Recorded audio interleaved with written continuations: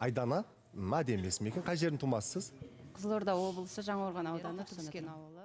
Өзім үйім, өзім жұмысым сол жақта. Кімге Бекзатқа естімей қалуы мүмкін, ал сізге сәт жақсы таныс болсын. Аға, Айдана. саламатсыз ба? Айдана.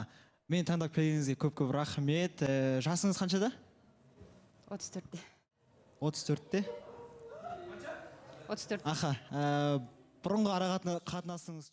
Бұрынғы ара қатынасым 2014 жылы ажырасып кеткем. Екі қызым бар. Естімейді? 2014-те ажырасқам. Иә, екі қыз бар. Аха, сіз жаңа айтып кеттіңіз ғой, Қызылорда облысы. Қазір қай тұрып отырсыз, Алматыда ма? Қазір Түркістанда, бүгін Қытайдан келдім. Балаңыз бар ма? Иә, екі қызым бар. Екі қызым бар дейді. Негіз сенің мамаң жасың шеде? Мамам жасы 39-да. Мамаңа жақындау ма, құрдастау ма болып қалыпты да, енді үміткер білмеймін мен. Кішкене андай енді жарайды жігіт пен қыздың арасындағы мен поддержка берғымақ келіп отыр енді әйел баласы ретінде, қыз баласы ретінде. Бірақ сонда да Бекзат сіз үшін тым кішкентай болатын. Мен негізі талаптарымда негізі тұрмыс құрмаған деген нәрсе бар енді. Бірақ та Отбасыңыз, анаңыз естісе қарсы болуы мүмкін ба? Мүмкін ба қарсы болуы? Жоқ, отбасым негізі алдыңғы жыл үміткер негізі сондай болды ғой. Тұрмыста болған, үлкен деген сияқты. Сол кезде отбасым қарсы болған, толықтай қарсы болған. Ақерке, негізі сенің мамаң жасы қаншада?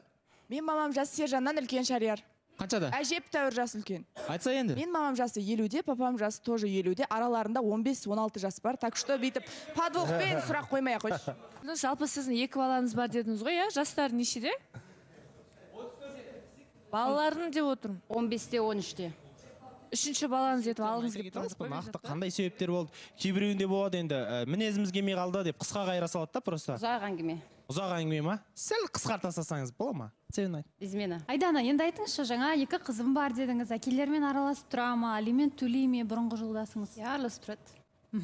Алимент төленеді. Апасымен араласып тұрады. Қызыңыз кіммен бірге тұрады? Менімен бірге тұратын шығар. Бана барлығы жас деп жатыр ғой, бірақ жасы тұрған ештеңе жоқ сияқты. Мысалы, пример ретінде мен Райым мен Еркені алып келе алдым. Әп-әдемі отбасы болып отыр. Қарағанда сіздің прям жасыңыз үлкен екенін қатты білінбейді. Әп-әдемі қыз келіп тұр, Бекзат тұрында бүйтіп бұзбай ақ қой. Және сізге сұрақ, мамандығыңыз қандай? Және қазіргі таңда жұмыс жасайсыз ба? Қандай жұмыс? Мамандығым мектепке дейінгі тәрбие болған. Ол бойынша істеген жоқпын. 10 жылдан бері салонмен айналысам. Өзің Арунаға қолың жете алмай қалды ғой. Былайынша келіп отқан үміткерің кішкене Арунаға келеді ма?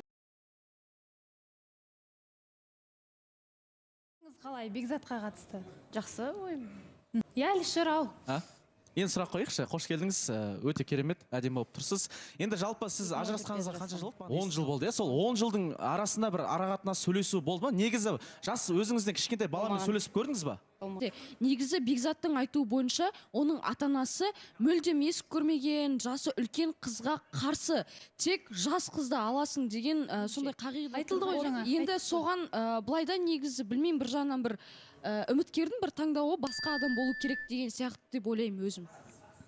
Бәрі айтты енді, жалпы мен бірақ осы болып жатқан ситуация өзіңіздің бір ауыз сөзіңіз, сосын менде сұрақ бар. Негізі Айдана ханым өте әдемі екен. Бірақ та енді шынымен де менің талабымда болсын, ата-анамның талабында болсын болды. Ес көрмеген деген сияқты.